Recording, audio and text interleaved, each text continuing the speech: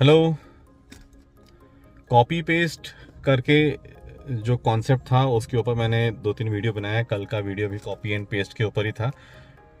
मैं आपको मेरी चीज़ समझाने की कोशिश कर रहा हूँ कि ऐसी कौन सी चीज़ है जिसने मुझे ट्रिगर किया और मैंने फिर जॉब छोड़ा और फिर अपना खुद का बिजनेस स्टैब्लिश किया। इसी काम को एज अ बिजनेस भी हम कर सकते हैं, जो कि मैं आपसे इस वीडियो में शेयर करूँगा।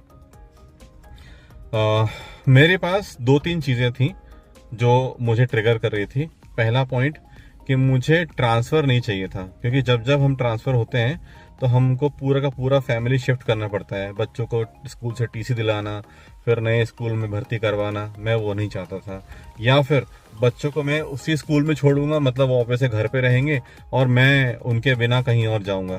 तो पॉइंट नंबर 1 कि मुझे अपना घर नहीं छोड़ना था, मुझे अपना परिवार नहीं छोड़ना था। पॉइंट नंबर 2, मम्मी डैडी की एज हो गई है 75 एंड 67, तो मुझे उनके साथ रहना है।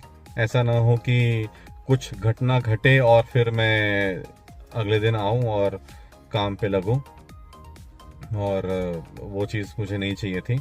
पॉइंट नंबर 3, मैं चाहता हूं कि एक पेड़ की तरह बनूं, ना कि एक पौधे की तरह कि कभी यहाँ कभी वहाँ। वो स्टेबिलिटी आ नहीं पाती है। बिकॉज मैंने अपने फादर साहब को देखा है कि आर्मी में जब भी उन्होंने आर्मी में जॉब किया है, तो आर्मी में रहने के कारण उनका ट्रांसफ़र हुआ है हमेशा, कभी 3 साल यहाँ कभी 3 साल वहाँ।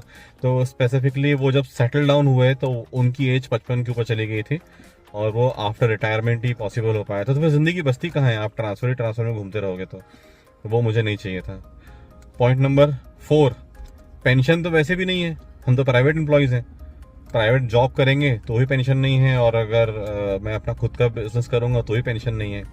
पॉइंट नंबर 5, मुझे अपनी इनकम कंट्रोल करनी थी। मैं चाहता हूं कि लाख रुपए कमाऊं तो मैं उसके हिसाब से काम करूंगा। मेरी इनकम अगर 2 लाख रुपए होनी चाहिए तो मैं उसके हिसाब से काम करूंगा। मुझे अपना टारगेट देखना था कि मैं चाह रहा हूं कि मेरी इनकम मेरे कंट्रोल में रहे। पॉइंट नंबर 6, मैं वर्ल्ड टूर करना चाहता था, और मुझे लगा कि इससे अच्छा प्लेटफॉर्म कुछ नहीं हो सकता जहां पर आपको ये सारे प्रोविजंस मिलते हैं कि आप चूज़ कर सकते हो कि आपको कौन सा कॉन्टेस्ट अचीव करना है, और जाना है या नहीं जाना है ये आप पे निर्भर करता है। ऑब्वियस है, आपके कस्टमर्स, मेरे कस्टमर्स मुझे बहुत सपोर्ट करते हैं, क्योंकि मैं उनको सही राह दिखाता हूँ, उनको सही चीज़ को लेके सर्व करता हूँ। पॉइंट नंबर 7 बहुत इंपॉर्टेंट है, और ये इतना इम्पॉर्टेंट टॉपिक है, इतना इम्पॉर्टेंट पॉइंट है, आप यकीन मानिए आप कमेंट ज़रूर करेंगे इस टॉपिक को, इस पॉइंट को सुन के। वो ये है, एज अ लेगेसी हम बिजनेस अपनी नेक्स्ट जनरेशन को पास